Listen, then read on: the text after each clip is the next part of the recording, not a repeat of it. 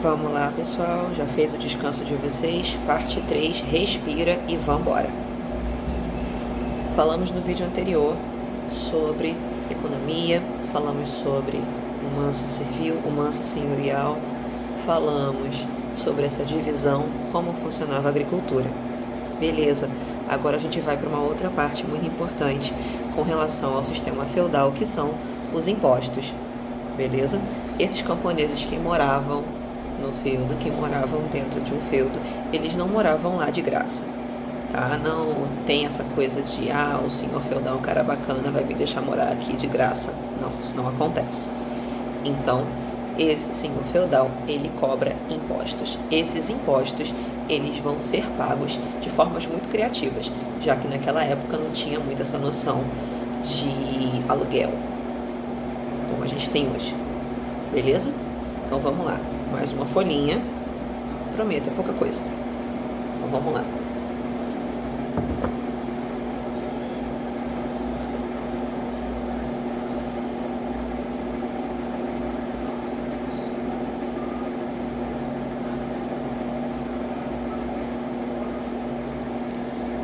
Deu pra pausar? Então vamos lá. Impostos. O primeiro imposto que eu botei para vocês é o imposto que a gente conhece como corvéia. A corvéia funciona da seguinte forma, lembra que eles faziam tudo através de trocas, né? Eu te dou uma coisa, você me dá uma coisa em troca, ok? Os impostos eram pagos da mesma forma, eles não tinham dinheiro, eles não tinham uma moeda, então eu precisava pagar pela minha estadia, pela minha moradia dentro do feudo, dentro da propriedade do senhor feudal, de uma outra forma. Que outra forma seria essa? Uma delas é a corvéia. Como é que funciona essa corvéia? Lembra que eu falei lá no outro vídeo que o senhor feudal tinha lá um manso senhorial, né? E que a produção ali era destinada ao castelo e à alimentação desse senhor feudal. Só que o senhor feudal não vai botar a mãozinha lá na enxada e ir lá arar o campo e plantar sua própria comida. Não. Quem vai fazer isso? O camponês, na forma de imposto. Esse é o imposto da corvéia. Alguns dias da semana, esse camponês, esse servo, ele vai arar, trabalhar, cultivar o manso senhorial para que essa produção vá para o castelo. Então vamos imaginar que nós temos uma semana aí de 7 dias. Desses 7 dias, 2, 3, esse camponês, esse servo vai trabalhar na terra do senhor feudal, no manso senhorial. Beleza? E os outros dias ele vai poder trabalhar livremente na parte dele, no manso servil, cuidar lá da criaçãozinha de porcos ou de ovelhas ou de vacas, o que ele tiver que fazer. Beleza? Tranquilo? Próximo imposto. O próximo imposto que eu botei é o imposto da talha. A talha, o nome é bem sugestivo, fica com ele na cabeça que eu já vou te explicar. A talha funciona da seguinte forma. Esses camponeses, eles utilizam um pedaço da propriedade do senhor feudal para poder plantar, para poder cultivar a comida que ele vai comer. Só que essa terra não é dele, essa terra é do senhor feudal. Então, como que eu vou fazer para retribuir esse empréstimo? Porque a terra foi emprestada para ele, a terra não foi vendida, né? Então, como é que eu vou fazer para retribuir esse favor que o senhor feudal me fez de me emprestar esse pedaço de terra para eu plantar? Eu vou pegar parte da minha produção e vou dar para ele. Parte da produção de onde, Karen? Do manso servil. Como se fosse o pagamento pelo aluguel da terra, pelo uso daquela terra ali para poder plantar, ok? Então eu pego essa minha colheita, essa minha safra, eu divido. Um pedaço fica para mim, um pedaço vai para o senhor feudal em pagamento pelo uso do manso servil. Esse é o pagamento do imposto da talha. Lembra que eu falei que o nome era sugestivo? Então, talha, você tira uma talha, um naco da sua produção e destina ela para o senhor feudal como pagamento pelo uso da terra. Beleza? O último imposto que eu coloquei foi o imposto da banalidade. O que significa esse imposto? Dentro do feudo, eu tenho alguns prédios, algumas construções que são de uso comum, mas não são propriedade dos camponeses, são propriedade do senhor feudal, como, por exemplo, celeiro, moinho, forno. São estruturas que precisam ser utilizadas. Afinal de contas, para eu poder fazer um pão, por exemplo, eu preciso de farinha de trigo. Para eu poder fazer farinha de trigo, eu tenho que pegar o trigo que eu colhi, eu preciso moê-lo. Para que eu consiga moê-lo, eu preciso de um moinho. Esse moinho, ele era uma propriedade, ele era um prédio que pertencia ao senhor feudal. E para eu usar esse moinho para poder triturar o trigo que eu plantei, eu precisava pagar por essa planta, por esse uso, né? Como se fosse um ticketzinho. Eu vou lá, pago e eu posso usar. Esse imposto para você utilizar os prédios públicos dentro do feudo, esse imposto chama banalidade. Como é que você paga esse imposto da banalidade, Karen? Com parte da sua produção. Ok? Tranquilo? Vamos lá. Arquitetura. Até botei no resumo para vocês aí a página. A página é muito bacana, que vocês podem olhar no livro de vocês, lá no módulo 1, capítulo 4, página 50. No finalzinho da página tem uma observação com relação à arquitetura, ou seja, 2 estilos arquitetônicos que foram criados durante o período da Idade Média e até hoje são utilizados e são vistos na Europa fora. O primeiro estilo que ele coloca é o estilo românico, tá?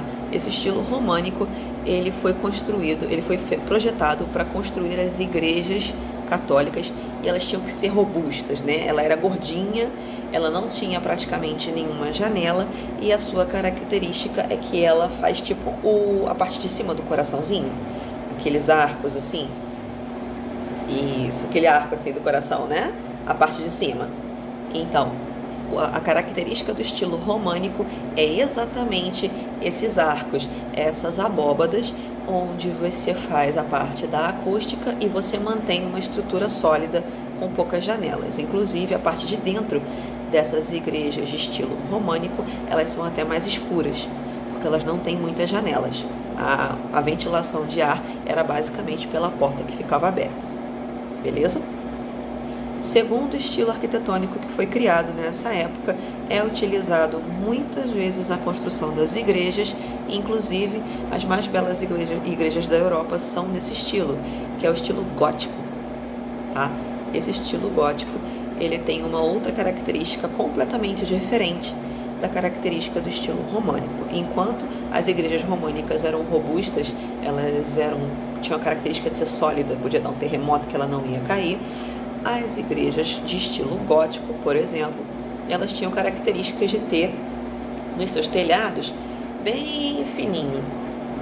Ele começa, faz um cone, né? Ele começa maior e vai afilando até chegar uma pontinha bem fininha no topo do telhado. Essa é a primeira característica do estilo gótico, porque eles tinham essa obsessão, essa necessidade de tocar o céu. Então eles acreditavam que se fizessem os topos das igrejas nessa estrutura, um negócio, um telhado mais pontudinho, mais fininho, dava essa sensação de tocar o céu.